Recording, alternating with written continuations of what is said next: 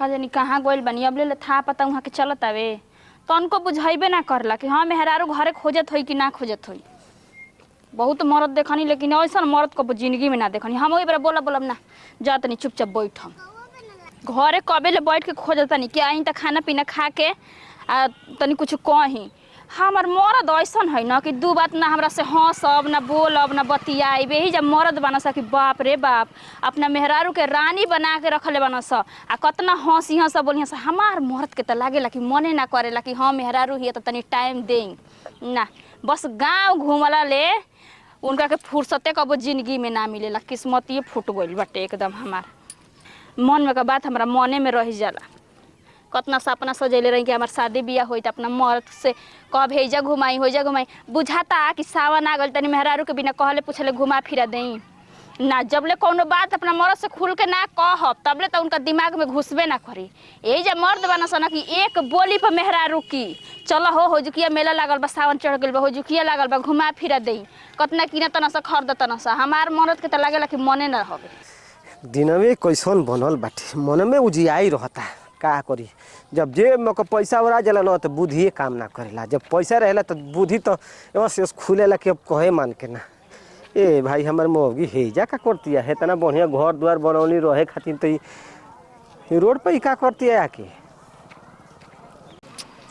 अब ले उनका पते नहीं खिंचलत। दादा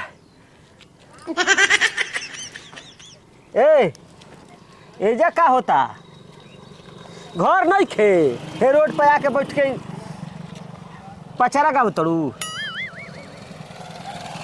सुनाता का सुनाता कान के बहिर हो गई विस्कारे। दिमाग ना खराब करी जहाँ गइल नहीं तो जाई जहाँ गोई रही तहाँ जाई।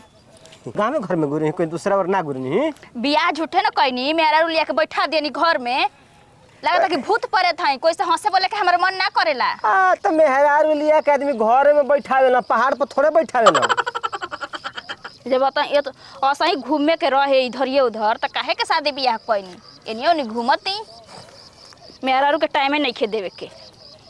ढेर ना खिसियल जला ना दिखियल जला आदमी घूमिए फिर हम दो चार गो आदमी में से मिली हन तबे ना काम धंधा के बात होई। अच्छा अपने तो घूमिए फिरी आ हम का जानवर दिखता नहीं। अच्छा तोहरा घूमे फिरे के मन करता चल तमाशा मत खड़ा कर कुल मल देखत नहीं कि मरता का देखे दी ना का चीज के डर बा हमरा। अरे हेतना बढ़िया 20 लाख 30 लाख रुपया आदमी खर्चा के घर बनवावलो रंग पेंट करवावलो या के झोपड़ी एगो खातिर देखी एगो मेहरारू के पैसा रुपया दे देबा खूब सुघर 2 तलिया 3 तलिया घर बनवा के दे देबा गहना गुड़िया देब आ बढ़िया बढ़िया खाए पिए के ना तो ओसे मेहरारू खुश ना रहेली। चल के घरे चल ना जाई ना जी बताइए का करबी के जब मर्द बनस ना कि मेहरारू खिसिया जी से तो समझ जी कि मेहरारू हमार काहे खिसियाइल बिया। हमार मर्द त कुछ बुझाइबे ना करेला पागल सन की अजो मुंह पिटा ना जे भी तो मत बात तेरी दादी मोर ई हमारा ऐसा मर्द नहीं कि हम खिसियानी ना तो कब हमरा के मनइबे ना करेनी कितना हमर शौक लागेला कि हम खिसियाइल बन त मनाई आइया के खुदा हमरा से मुंह फुला के भाग जाई जा तनी मनावे। घर में रहत मन उजा जाता हो का करब चलो बाहर। ये मर्द भैया हे जा बकना तो भैया का रे आ तू हे जा बड़ा हो भौजी हो घरवा में नहीं खी ये जो नहीं खी यार भौजी उफार पड़े गोइली काहे ऐसे बोलत हो भौजी के नाम लेते ना तो हमार पारा गरम हो जाता समझ गेले ना ओइसन छछुंदर के नाम मत ले हमरा। उहे छछुनर ना तार मेहरारू ही ई भुला गेल का। अरे मेहरारू नाम के बिया भैया कोनो काम के नहीं खे ओइसन मेहरारू रहल आ ना रहल बात बराबर बात का कमी बा उनका में सुगर सा घर बटले बड़ी ठीक ठाक बटले बड़ी कुछ के दिक्कत बता रहा के। हाँ तकलीफ बात तब ना हम कहतनी ई बता इतना बढ़िया घर बनौनी जा घर में रहे खातिर ना सही बात बा तू जाके बबू लालवा के झोपड़ी गोरत ये ठीक लागता 5 गो गांव घर वाला देखियो सता अच्छा कहिए सो ये मर्द तो आदत खराब बा हो तू ठीक कहतड़ उनका के मनाव तू ही ना मनैब हमारा से उ ना मानेली हमारा उनकर तो और पटरी ना धरेला। देख देव माने लम पूजा से आ मेहरारू कौन चीज से माने ली सन ये तो हम सोचत नहीं। मेहरारुओं के मनावे के उपाय बा ना बहुत उपाय बा लेकिन तू करब तब ना तू तो मेहरमौगा बड़ देखो बड़ा तू मरद ढेर हम रहती ना तो 4 लाख देती सोझ हो जैती ना। मेहरारू घर के लक्ष्मी है सब मेहरारू के मारल ना जाला आरती उतारल जाला बौरा हवे का जब मेहरारू तो रही तब समझ में आई। अच्छा तो पूजा कर ये रहन रही ना तो आज बहरी जाती है एक दिन ना घर द्वार छोड़ के भाग जाई। जा जा दिमाग मत चाटो। हम तो जाते बनी। दिमाग चाटे तो ये भाई का हो गिल बाकी मरद मेरे पटरिए नहीं के धर हटे। भौजी का जी आ दिन भर बहरिए रहबू तो काम चल जाई। माने बहरिया का तनी देर खातिर चल गईनी हमी अतना बोले लगनी जा। हम नहीं खी बोली बोला तो भैया उजा अकेले ना बैठ के तार इंतजार करत हन कि कब हमार धनिया अइहन। बाप रे बाप केनी के चांद केनी उग गइलो कहिए ले हमारा इंतजार करे लगन उ। अरे मर्द हम अपना आँखी देखनी कुर्सी पे बैठ के टुकुर टुकुर दुबारा करत हन कि अब आई अब आई अब आई। उ हमरा के नहीं खा गोरत कोई और के अगोरत होई हां। देख ऐसे मत कह भैया हमार ना एमा के ना हण। अब हेज के लिखल बा हां किराउन माना में का चलत बे। देखो खून के रिश्ता बा हमरा मालूम बा ठीक ना कि भैया कौन चीज हण तो पहचानते नहीं खूब। चुप रही जितना बादल गरजेला उतना बरसेला ना बाबूजी उतना ओली बोली ना बोली हम सब अच्छा, पढ़ाई पढ़ के बताओ। बैठल हई। अच्छा ही बताओ भैया देह जंगर से ठीके बनो तारा कुछ कमी महसूस होता। कमी कि पूरा के पूरा कमी महसूस होता। बाप रे बाप कौन कमी बारे मर्दे होता ना हाथी ने ना भाई मोटाइल बा अब कहीं के भैंसा मरत चाही ठीक है बा जा तब तू सिखा दे ठीक न।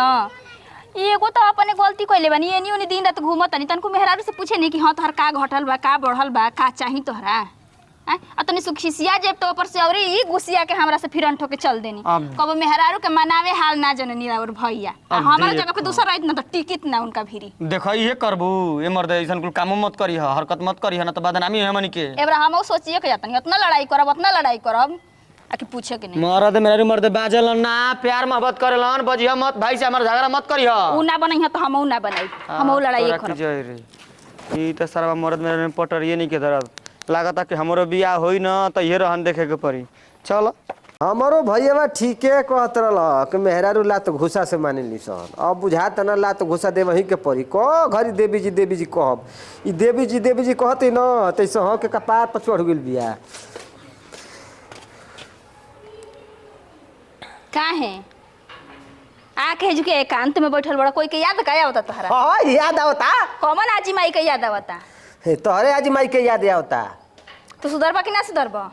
हम बिगड़ल कब रहलही कि सुधरी हैं घर तोहर मन नहीं खेला गो जा तो अपनी नौकी माइन के हैं ढेर नहीं खे बोलत ढेर बोलता नहीं सही बोलला पर जर लागता तोहार कह तनी कि सुधार जा नहीं तो कह हम सुधारियो जानी ना आ सुधार दे 2 मिनट में देरी ना लगी। आ दादा माई बाबू तो सुधारत मर गेल अब तू ही बाकी बाड़ू सुधारे के। देखी जी खिसिया जानी ना रहुआ हम खीस बढ़ जाला यही पर अब ई ना पूछनी कि हाँ तू काहे खिसियाल बड़ू का चाही तोहरा। हम जानत हई कि तहरा के का चाही काहे खातिर खिसियाइल बाड़ू हम तहरा के दे तनी आ तू लो मुझलू चाही तहरा के एही खातिर खिसियाइले बाड़ू एही खातिर। देखी गलती हो गई देखी हाथ जोड़त तनी और ई रुस के बैठा भी जाके हो जा ना जे बैठा भी देख पहले बातिया तो सुनी हमार बैठा भी रे देव के पूजा आ मेहरारू के लात घुसा देबो तबे सुधरियो स। अबे 4 गो आदमी सुनिए तो का कोई कि अपने में लड़त न से झगड़त न से अभी खुन बुझाता कोबेल हो जा बैठ के पचरा गावत लोग घरी ना बुझात रह सब लोग आवता जाता देखता तोरा के तो हमरा का अच्छा कहत होई ना कहत होई लेकिन हम खिसियाई त हमर मन ही रहेला ना कि रउआ हमरा के मनाई लेकिन ना मनावी। देखो मेहरारू खिसिया किया अपना घरे रहे तब मेहरारू कहा है खिसिया दी किया के हर और बैठा भी तो तू मेहरारू में गिनती बा। सावन चढ़ल बा कि ना एक वाली पूछा नहीं हां कि चल तू घूम मैं तो के घुमा ली आई। अच्छा ई बात बा सावन के बात इहे बतिया कहू कि हमरा घूमे फिरे जाए के मन करत लिया के चली घुमाई फिराई कुछ सैर कराई और उसके हो जा बैठा तड़ी यही बोया के मारे लगा हमरा के मारना जान तड़ी हमर भैया कल ह तू नहीं खा जाना तो कैसे भौजी मनी हन लात घुसा देबो तो मान जी हन ढेर खिसियाती तो पीटो हम मुंह फुकावा ना एबरा ना उनके मुंगरी का मार मारनी ना तो कहिया कि का कहत रहली हवे अभी मेहरारू नहीं खेला आई तो बात बड़े बड़े फेंकत ना जे मेहर आइते लेके बिछौना में घुसल लई हां दोसर कोई चढ़ा दे तो चढ़ जाए खूंटी पर चढ़वले ना रहला तू अपने से चढ़ा रही तर के उतारे खातिर दवाई दिहल जरूरी ना बा। जा दे हम कुछ ना कह हमरा के ले चल के हमरा नैयर पहुंचा दी नैहर पहुंचा दी हां चलो देखी चला नैहरा में जब खुश बाड़ी अपना भैया पर आई है कैसन मरद है जी मेरा खिसिया के बोले लेकर मतलब यही जा रही ओके ले चली घुमावे। देख हम ज्यादा एमा उमा के पढ़ल लिखल ना है, हम जानते बड़े लिख लो लिख पछर उतना समझदारी भइया ना जब हमरा। मेहरारू आ गइल ना तो कुल समझे के चाहिए। अच्छा धीरे धीरे समझ जाई। चल चल घूमे चले के बा ना। हाँ तो चल। का दियाई हां का दियाई हमरा के का दिवाई एगो हरियर साड़ी किन दे, चूड़ी किन दे, एगो हरियर हार किन दे और दुकाने पे चलो तो बहुते कुछ किनम ना। हाँ दुकानदारवा के किन दे। अरे दादी मोर ऐसा फरमाइश करे कि जेब में 1 रुपया हो नहीं खे पूरा दुकाने खरीदे के बात कर थोड़ी। केहू तर पेट चलावल मुश्किल बाटे आजकल महंगाई इतना बढ़ गइल बा। केहू तर कर्जा महाजन काट के घर बनल। हाँ चलो आदि मेहरारू रखे के औकात नहीं खे तो झूठ मूठ के बियाह कर ली हनी जब संभार रही के नहीं खे तो रोवे लेखा मर्द रहले या ना रहले कोनो सुख नहीं खे। फिर झगड़ा लड़ाई रे आय ना मन भी इहो ठीके कहती हो। रुको तुम चलो तनी गांव घर में 2-4 हजार पैसा मांग के आ तनी कनी धाम तीर्थ पर घूम फिर जा मन हरियर हो जा। सावन चलते बा मन मेहरारू जब घूमे जाते सन तो हमार मेहरारू काहे घर में रही हो। रुपया कमा के का करबो बैंक में जमा करबो हैं। एक दिन मुँह बते जे पैसा रह जाई आ कोनो कामे ना आई। चलो तो पहले घूमे। आज तो इतना गर्मी बना कि हालते खराब बा समझ में नहीं आवत का कइल जा। भैया का रे कहाँ चल देला जा तनी पैसा मांगे हो। पैसा मांगे का होई पैसा हो बाबू हमार हबो हिसाब किताब लेवे लगेलो कौन कामे से पैसा लियाला। अब देख काम के पैसा लियाला तन की पूछ दहनी तो मरचा लग गईल कुछ कहनी हम 1 मिनट बिना पैसा से काम चले वाला बाटे। अरे तो मैंने पैसा के का होई घूमे फिरे के बा ऐश करे के बा मौज करे के बा समझ गेलो। अच्छा घूमे फिरे के बा मौज करे के बा ऐश करे के बा। ये भाई भैया इतना गरम बना का बात बा हमारा समझ में नहीं आवत। जा मांगस पैसा से का आ चलो हमारा उससे का मतलब गेटवा बन बा का खोला हो भौजी।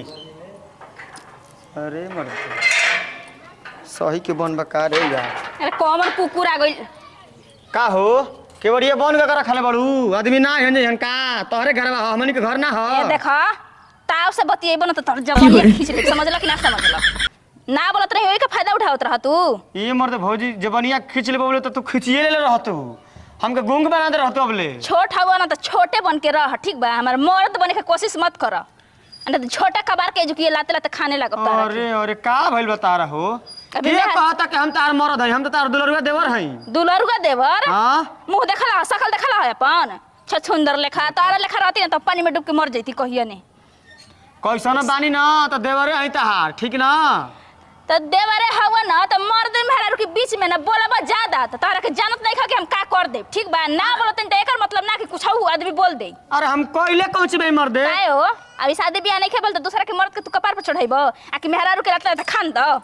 ओ भैया के बात कर तड़ू हम काहे के चढ़ाई मो तहार मरद तू जौन मन कर तवन कर हमरा से का बतावा हो अपनी लइकन लेखा जानत रहनी हम ना समझत रहनी कि हमर देवर हऊ समझब ना कि हमर लइके हऊ आ तू एक खटी एक खटी एक दो खटी कराए लगला। देखो हाथ उठावे से पहले ना सोच समझ ला त हम ना का कर ना डराइम कि तू भौजाई हलू हम ना डरे तू देवर हऊ ठीक जौन होई तौन देख ले हम हूं बेशरम गांव वाला तमाशा तोहरा लेखा देवर न सत कर दुश्मनो ना मिले का कर बजू हमसे बाजब ना तावा तब बाजले हल्ला काहे हमरा मर्द के कान भरला हो तू के हवा बोले वाला। हम कुछ ना कइले हई ठीक बा तार मर्दे ओइसन बा का बाटे का बा बोला ढंग से और से रहे के बता रह ठीक आ नहीं तो घर से बाहर निकल के चल जा। बतियावत ऐसे बोल से जना तो तारा बाबू के घर ह बाबूए का हो हमनी के कुछ ना हमरा बाबू के ना हाथ हमरा मरद के हो उनकर मर्दे के ह सर को रुपया में देले बड़ा तू कर पे देले बड़ा बैठल बैठल खाए के बाद मैं छिपा मिस्त्री के सामान हम ही देले रही गटिया छड़ मसाला तनी देखी ना तोरा कैसे बतियावत के जनत के तार माई हियो। अरे सुने ना जी पहले देखी ना तनी पैकेट में 10 गो रुपया होई कि ना होई आ घर में बनवा दी ना कहा छ ना हां ये मर्द त नहीं हम जानत रही तार भौजाई खूब सीधा साधा बिया हो बा मार दुआर पर तारा के निकाल के मार तमाशा लगैले बिया। अरे मर्द सीधा साधा नहीं खे देखो ही के गोरगार बिया अंदर से करिया बिया ई हां त बस बस के रही ह ठीक बटे ना ए त तोरा के खाचा बा देब कहियो हमारा के खाचा बाजीबू ना तो हम ना वैसा ना धई ना कि पचम ना उगिले के पड़ी। तहार बेवत बाटे। ई मरे देखो तोला कैसे बाजतिया, हम कुछ नहीं कइले। अच्छा ये बताई बबुआ जी, इनका कि हम उतना जानत रहनी, हम मानत रहनी, लेकिन हमरा मरद से उतना ना बोलत न। ए भैया तोहर मेहरारू तारा बस में नहीं खेलत न, तो लाते में खाच खूब मारल पिटल कर, एकरा नैहर लेके पहुंचा द, हैसा कोई करेला हो। अच्छा हम तो कहत नहीं कुछ मुजा तनी मुजा तो मुजा तू के हुआ हो?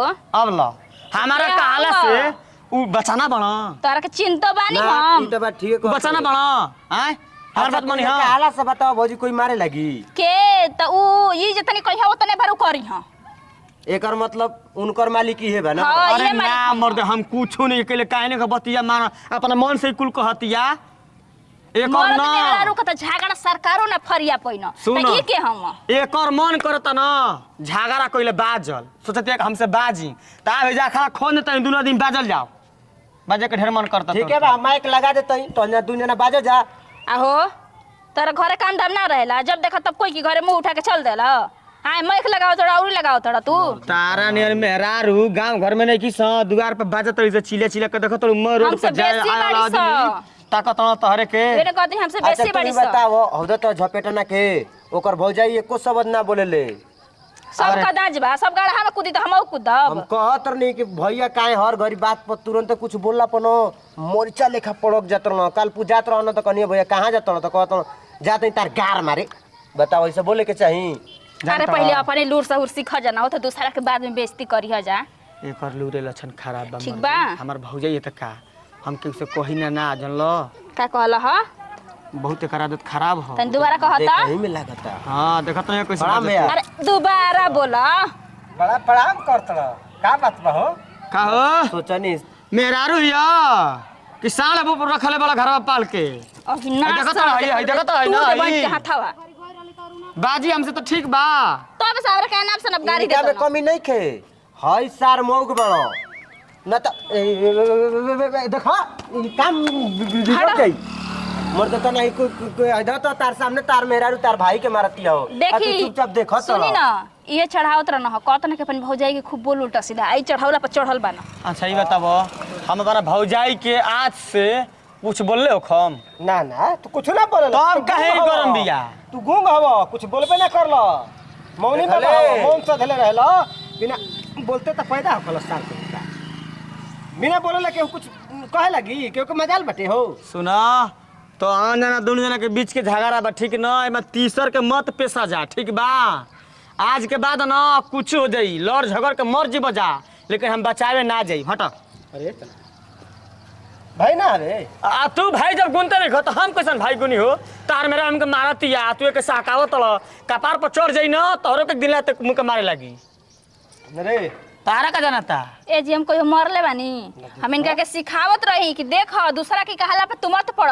हां हिनकर इहे कामे हवे कि हिनकर कान भर हुनका कान भर, हुनकी घरे आदमी हंसत खेलत तो झगड़ा करा दे। देखो भैया नाम होइए नहीं खे लहेड़ा लेखा घूमता एकर मइयो बाबू ना कुछ कहलो कि काहे लहेड़ा लेके घूमत रे जो 2-4 रुपया कमा के लिए तो घर परिवार चली। हम जात रहनी कामे पर त दुआरी पर तमाशा लगइबो त गांव घर देखबे ना करी। हां तब तमाशा लगी त गांव घर देखबे ना करी। जब बिना पैसे के तमाशा देखे के मिले त मजे ना आई गांव घर के। तार मेहरारू ना मौसम के हिसाब से बदल जाई, आ गेले तो बदल गई ना रह ना त हमसे झगड़ा करते रहे पूछो ना करले कह दिए झगड़ा रे बोले तार ये सब कुछ बताई बोलनी और वो तबे से कहत रही कि ना कि चली खाना खा ले। अरे बाप रे बाप केने के चांद आ गेलो ने भैया। आधा गांव के त जनमैया धल आधा बचलो बत ओहू सब के जनवा दे तू लोग कह तो सही जे अखड़ा खून के बाजल जाई। हम कह ठीक है बा माइक लगा दे। हां बाजे दा आहो पहलवानी देखे के मिलत आजकल पहलवानी देखे के मिलत ताकत ना आजकल 10 शहरों में मिलत रहे तो वो काम खत्म हो गई। ओइसे सारा ना के तार ना मेहरारू बिया। भगवान में हरारू बनावत रहो कहीं कहां से मर्दाना बना दियो ना।